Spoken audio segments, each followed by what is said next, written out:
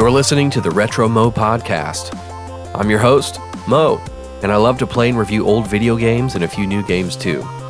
If you prefer to read instead of listen, check out my written reviews at retromo.substack.com. In this episode, I'll be sharing my experience with Pocky and Rocky for the Super Nintendo Entertainment System, released in 1992, and I've scored it 7 out of 10. A good game. Very difficult scrolling fantasy shooter with loads of charm.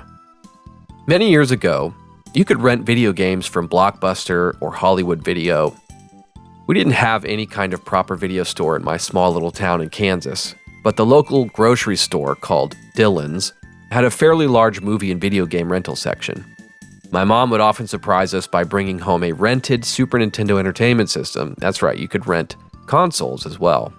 And she would bring home a rented game for my brother and I to play together. She thought the cover of Pocky and Rocky looked cute, so she picked that one for us. The day Mom brought home Pocky and Rocky, we discovered the meaning of Nintendo Hard, though this term probably best applies to ridiculous NES games like Silver Surfer, Mega Man 1, or Battletoads. Pocky and Rocky drew us in with this mythical charm and just repeatedly smashed us into submission. We played for hours before finally giving up in frustration. We just couldn't get past the octopus boss at the end of stage 2. The brutal difficulty likely stems from the fact that Pocky and Rocky is a sequel to a 1986 arcade shooter called Kiki Kai Kai. Arcade games are intentionally very difficult in order to squeeze quarters, or in this case, 50 yen or 100 yen coins, out of zealous gamers that want to rise to the challenge. Aside from the difficulty, there's plenty to appreciate about Pocky and Rocky. The ancient Far East theme, feudal Japan, I think, is rich with imaginative monsters and creatures familiar to Japanese mythology, like the Kappas, for example. The soundtrack is solid, and it features oriental instrumentation that lends to the Eastern fantasy theme.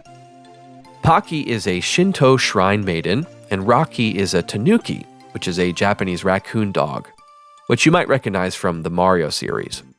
I really enjoyed these elements from Pocky and Rocky, since I haven't really played many games with an Eastern fantasy theme.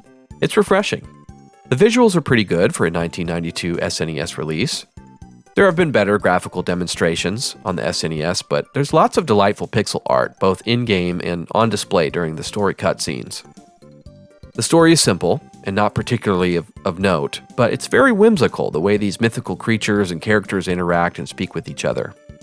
The greatest strengths are the addicting gameplay and the two-player co-op, though the difficulty is very frustrating and may lead you to crush your controller to bits.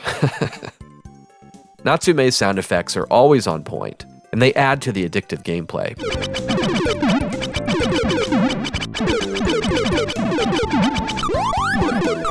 It's very satisfying to get fully powered up and just chew through a wave of enemies with Pocky's Ofudas or Rocky's Enchanted Leaves. If you like extremely difficult games, Pocky and Rocky has got your number. Otherwise, try this one out on an emulator and take advantage of some save state cheese. That's the only way I was able to get through this game. Also, check out Pocky and Rocky Reshrined for the Nintendo Switch, a new adventure from Natsume. Thanks for listening to the Retro Mo Podcast. As always, I do my best to keep all of my content spoiler-free and rated E for everyone. If you find this podcast enjoyable or helpful, tell a friend and consider giving a 5-star review on your favorite podcast app. If you have questions or comments, you can send an email to retromopodcast@gmail.com. Thanks for listening. Godspeed.